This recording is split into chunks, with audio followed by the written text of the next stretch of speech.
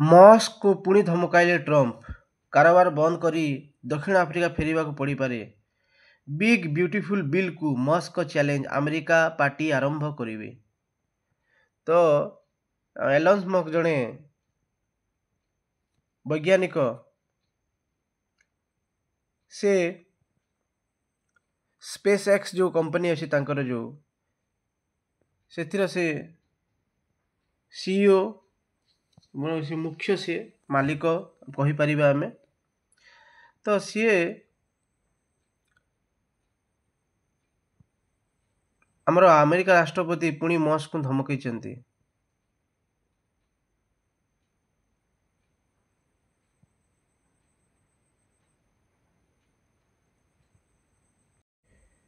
ବାହାର ରାଜ୍ୟରେ କଳାହାଣ୍ଡି ଗୁଡ଼ର ଚାହିଦା ବଢ଼ୁଛି, ଛତିଶଗଡ଼ ଓ ଆନ୍ଧ୍ରକୁ ହେଉଛି ରପ୍ତାନି।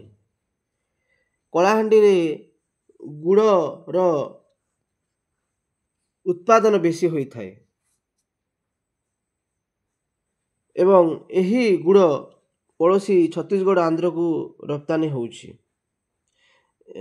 ଯେଉଁ ଆମର କଳାହାଣ୍ଡିର ଗାଁ ଗୁଡ଼ା ଯେମିତି ଗୋଲାମୁଣ୍ଡା ବ୍ଲକର ଚିଚିଆ, ସାରସଗୁଡ଼ା, ପଣକୁଲ, ଖମାରହଳଦୀ, ଲାକୁରଭଟା, ଏସବୁ ଜିନିଷ ଏବଂ ସବୁ ଗାଁ ଗୁଡ଼ା ଏବଂ ଧର୍ମଗଡ଼, କଲମପୁର, ଜୟପାଟନା, ଜୁନାଗଡ଼, ଭବାନୀପାଟଣା ସମେତ ବିଭିନ୍ନ ଅଞ୍ଚଳରେ ଆଖୁ ଚାଷ କରାଯାଏ।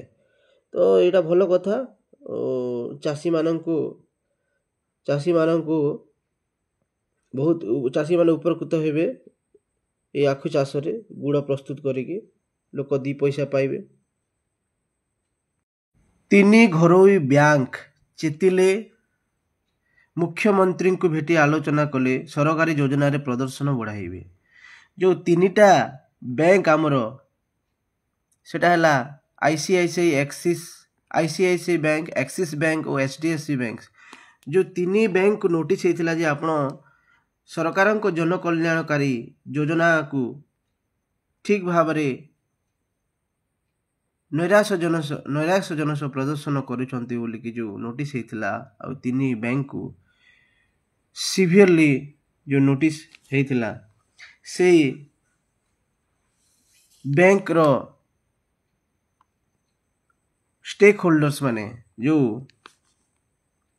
ଘରୋଇ ବ୍ୟାଙ୍କର ମାଲିକମାନେ, ସେମାନେ ପୁଣି ଥରେ ମୁଖ୍ୟମନ୍ତ୍ରୀ ସହିତ ଆଲୋଚନା କରିବାର ଦୃଶ୍ୟ ଆପଣ ଦେଖିପାରିବେ। ସରକାରୀ ଜନକଲ୍ୟାଣକାରୀ ଯୋଜନାରେ ନୈରାଶ୍ୟଜନକ ପ୍ରଦର୍ଶନ କରି ରାଜ୍ୟ ସରକାରଙ୍କ ପ୍ୟାନେଲରୁ ହଟିବା ଭଳି କାର୍ଯ୍ୟାନୁଷ୍ଠାନ ସାମ୍ନା କରିବା ପରେ 3 ଘରୋଇ ବ୍ୟାଙ୍କ ଆଇସିଆଇସିଆଇ, ଆକ୍ସିସ୍ ଓ ଏଚଡିଏଫସି ବ୍ୟାଙ୍କ ଚେତିଛନ୍ତି। ବ୍ୟାଙ୍କଗୁଡ଼ିକର ବରିଷ୍ଠ ଅଧିକାରୀମାନେ ଆସି ଲୋକସେବା ଭବନରେ ମୁଖ୍ୟମନ୍ତ୍ରୀ ମୋହନ ଚରଣ ମାଝୀଙ୍କୁ ସାକ୍ଷାତ କରି ଆଲୋଚନା କରୁଛନ୍ତି। ତ ଯେଉଁ ଆମର ବିଭିନ୍ନ ପ୍ରକାର ସ୍କିମ୍ ଅଛି ସରକାରଙ୍କର, ସେଇଟା ପ୍ରତ୍ୟେକ ବ୍ୟାଙ୍କ କାର୍ଯ୍ୟ ତୁଳେଇବା ବହୁତ ଜରୁରୀ।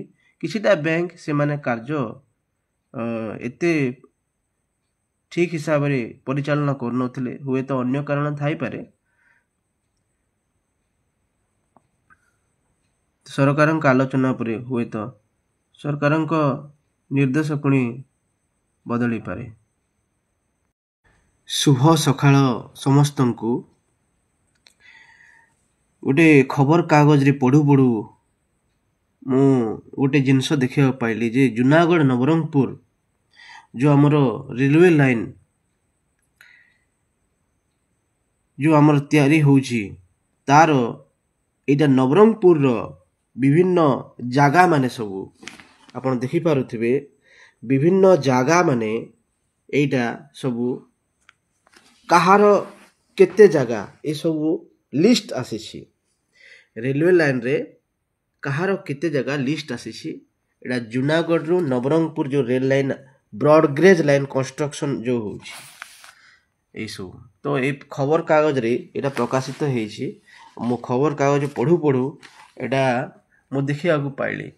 ଏଠି ଲେଖା ହେଇଛି ଯେ ରେଲୱେ ସଂଶୋଧନ ଆଇନ ଅନୁସାରେ 20A ଉପଧାରା ଦ୍ୱାରା ପ୍ରଦତ୍ତ କ୍ଷମତା ବ୍ୟବହାର କରି କେନ୍ଦ୍ର ସରକାର ସନ୍ତୁଷ୍ଟ ହେବା ପରେ ଯେ ସାଧାରଣ ଉଦ୍ଦେଶ୍ୟ ପାଇଁ ଏଠାରେ ଉଲ୍ଲଂଘନ ସୂଚୀର ଦିଆଯାଇଥିବା ଜମି ଯାହାର ସଂକ୍ଷିପ୍ତ ବର୍ଣ୍ଣନା କରାଯାଇଛି। ନବରଙ୍ଗପୁର ଜିଲ୍ଲାରେ ଜୁନାଗଡ଼ ନବରଙ୍ଗପୁର ନୂତନ ବ୍ରଡ଼ଗେଜ୍ ଲାଇନ୍ 116.1 21 କିଲୋମିଟର ନାମକ ସ୍ୱତନ୍ତ୍ର ରେଳ ପ୍ରକଳ୍ପ କାର୍ଯ୍ୟକାରୀ କରିବା ପାଇଁ ଆବଶ୍ୟକ। ଏଣୁ ଜମି ଅଧିଗ୍ରହଣ କରିବାର ତାଙ୍କର ଉଦ୍ଦେଶ୍ୟ ଘୋଷଣା କରୁଅଛି। ଓଡ଼ିଶା ରାଜ୍ୟର ନବରଙ୍ଗପୁର ଜିଲ୍ଲାରେ ଯେଉଁମାନେ ଅଛନ୍ତି ଜମି ମାଲିକମାନେ ତାଙ୍କର ଏଇଟା ଲିଷ୍ଟ ସବୁ ଯାହା ଯାହା ଜାଗାରେ ଏଇ ଲାଇନଟା ଯେଉଁ ଯାଇଛି ତାଙ୍କର ଲିଷ୍ଟ ଆସିଛି। ଆଉ ବହୁତ ଖୁସିର ଖବର। ଆଉ ଯାହାର ଜାଗା ଯାଉଛି ତାଙ୍କୁ ପଇସା ମଧ୍ୟ ମିଳିବ। ଏଇଟା ବହୁତ ଖୁସିର ଖବର।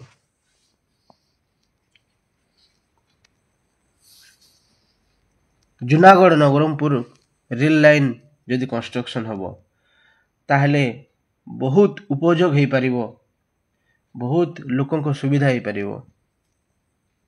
ଜୟ ଜଗନ୍ନାଥ। ମସ୍କକୁ ପୁଣି ଧମକାଇଲେ ଟ୍ରମ୍ପ, କାରବାର ବନ୍ଦ କରି ଦକ୍ଷିଣ ଆଫ୍ରିକା ଫେରିବାକୁ ପଡ଼ିପାରେ। ବିଗ୍ ବ୍ୟୁଟିଫୁଲ ବିଲ୍କୁ ମସ୍କଙ୍କ ଚ୍ୟାଲେଞ୍ଜ, ଆମେରିକା ପାର୍ଟି ଆରମ୍ଭ କରିବେ। ବିଲିନିୟର ଉଦ୍ୟୋଗୀ ଏଲନ୍ ମସ୍କ ଓ ଆମେରିକା ରାଷ୍ଟ୍ରପତି ଡୋନାଲ୍ଡ ଟ୍ରମ୍ପ ଟିକସ ହ୍ରାସ ଓ ଖର୍ଚ୍ଚ ବିଲ୍କୁ ନେଇ ପୁଣି ଥରେ ମୁହାଁମୁହିଁ ହୋଇଛନ୍ତି। ଟ୍ରମ୍ପଙ୍କ ଏହି ବିଗ୍ ବ୍ୟୁଟିଫୁଲ ବିଲ୍ ଆମେରିକୀୟ ସିନେଟରେ ପାରିତ ହେଲେ ଏହାକୁ ଭୀଷଣ ବିରୋଧ କରାଯିବ ଏବଂ ନୂତନ ରାଜନୈତିକ ଦଳ ଆମେରିକା ପାର୍ଟି ଗଠନ କରିବ ବୋଲି ମସ୍କ ଆଜି ଘୋଷଣା କରିଛନ୍ତି। ମସ୍କ ଏଭଳି ଘୋଷଣାର କିଛି ଘଣ୍ଟା ପରେ ଏହି ବିଲ୍ ସିନେଟରେ ଗୃହୀତ ହୋଇଛି। ରାଷ୍ଟ୍ରପତି ଟ୍ରମ୍ପ ଆଜି ଧମକ ଦେଇ କହିଛନ୍ତି ଟେସ୍ଲା ଓ ସ୍ପେସ୍ ଏକ୍ସ ସିଇଓ ଏଲନ୍ ମସ୍କଙ୍କୁ ଦେଶାନ୍ତର କରାଯିବା ସମ୍ଭାବନା ରହିଛି ଏବଂ ଏହା ଉପରେ ମଧ୍ୟ ସେ ବିଚାର କରିବେ। ମସ୍କଙ୍କୁ ଦେଶରୁ ହଟାଇବା ସମ୍ପର୍କରେ ସାମ୍ବାଦିକମାନେ ଟ୍ରମ୍ପଙ୍କୁ ପଚାରିବାରେ ସେ କହିଥିଲେ, ଆମକୁ ଏହା ଉପରେ ବି ନଜର ପକାଇବାକୁ ପଡ଼ିବ। ସରକାରୀ ସବସିଡି ଓ ଇଲେକ୍ଟ୍ରିକ୍ ଯାନ ସଂକ୍ରାନ୍ତ ଆଦେଶକୁ ନେଇ ମସ୍କ ଆଜି ଟ୍ରମ୍ପଙ୍କ ସମାଲୋଚନା କରିବାର କିଛି ସମୟ ପରେ ଟ୍ରମ୍ପ ଏହି ମନ୍ତବ୍ୟ ଦେଇଛନ୍ତି। ଟ୍ରୁଥ୍ ସୋସିଆଲରେ ମଧ୍ୟ ଏକ ପୋଷ୍ଟରେ ଟ୍ରମ୍ପ କହିଛନ୍ତି ଯେ ମସ୍କଙ୍କୁ ତାଙ୍କ କାରବାର ବନ୍ଦ କରି ଦକ୍ଷିଣ ଆଫ୍ରିକାକୁ ଫେରିବାକୁ ପଡ଼ିପାରେ। ଏହି ବୟାନ ଆମେରିକାରେ ତମ୍ବି ତୋଫାନ ସୃଷ୍ଟି କରିଛି। ସୂଚନାଯୋଗ୍ୟ ଯେ ଖର୍ଚ୍ଚ ଓ ଟିକସ କାଟ ବିଲ୍କୁ ନେଇ ରାଷ୍ଟ୍ରପତିଙ୍କ ଟ୍ରମ୍ପଙ୍କ ସହ ପ୍ରଥମ ବିବାଦ ପରେ ମସ୍କ ଅପେକ୍ଷାକୃତ ନୀରବ ରହିବାକୁ ପସନ୍ଦ କରିଥିଲେ। ସିନେଟରେ ବିତର୍କ ଓ ଭୋଟିଂ ପରେ ବିଲ୍ ଗୃହୀତ ହୋଇଥିବାରୁ ମସ୍କ ରିପବ୍ଲିକାନ ସମର୍ଥିତ ବିଲ୍ ବିରୋଧରେ ଯୁଦ୍ଧ ଘୋଷଣା କରିଛନ୍ତି। ତ ଏଇ ଯେଉଁ ଏଲନ୍ ମସ୍କ ଆଉ ଟ୍ରମ୍ପଙ୍କ ଦୁଇ ଜଣଙ୍କ ମଧ୍ୟରେ କିଛି ବିଚାର ବିମର୍ଶରେ ଦେଖିବାକୁ ମିଳିଛି।